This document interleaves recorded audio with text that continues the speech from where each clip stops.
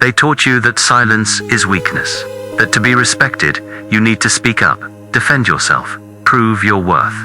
But what if that's the very reason you're constantly overlooked, disrespected, and controlled? The world isn't loud by accident. It's loud by design. And the louder it becomes, the more uncomfortable silence feels. Because silence is not emptiness. Silence is presence. And presence terrifies those who have none. Most people talk to escape themselves. They speak out of insecurity, not power. They over-explain, over-promise, overshare, hoping that in the noise they'll find validation. But true strength rarely announces itself. Power doesn't raise its voice. Power watches, it listens. And when it speaks, it doesn't ask for attention. It commands it. There's a reason ancient warriors meditated before battle. A reason Marcus Aurelius, emperor of one of the greatest empires in history, wrote quietly to himself in a journal. Not to be read, but to be remembered.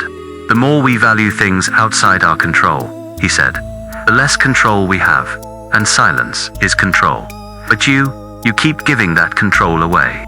Every time you justify yourself to people who've already decided who you are. Every time you share your vision with those who secretly envy it. Every time you try to prove your goodness to those who benefit from your guilt. You want to be respected, but you explain too much. You want to be taken seriously, but you react too quickly. You want to be powerful, but you're addicted to being understood. And here's the uncomfortable truth. Those who dominate the room are not the ones who talk the most, but the ones who talk the least, and mean every word. What if your silence isn't a sign of weakness, but a declaration of inner command? Silence unsettles people. Why? Because it forces them to meet themselves. In a world where everyone is performing, the one who refuses to play the game becomes a threat. You've seen it. In conversations where everyone talks over each other, the one who remains still, whose gaze is steady and words are few, suddenly holds all the weight. It's not charisma, it's control. Most people fear silence because it exposes their lack of it. But silence isn't passive. It's active. It's not the absence of reaction. It's the decision not to react. And that decision is terrifying to those who expect you to break. Think about how many times your voice betrayed you. How often you spoke just to fill the space and ended up giving more away than you realized. You revealed your fears, your goals, your weakness, all in the name of honesty, vulnerability, transparency.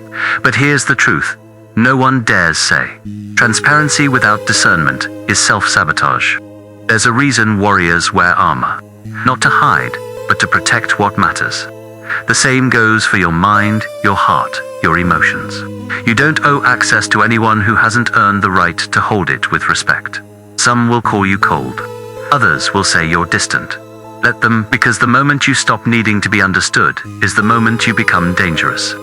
You become the man who watches while others reveal themselves. You become the man who speaks when it matters, not when it's convenient.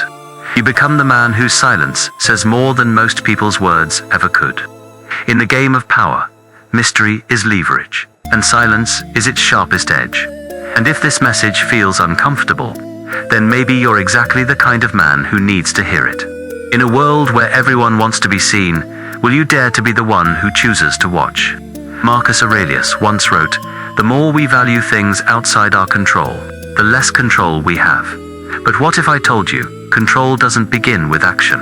It begins with stillness, because real power isn't loud.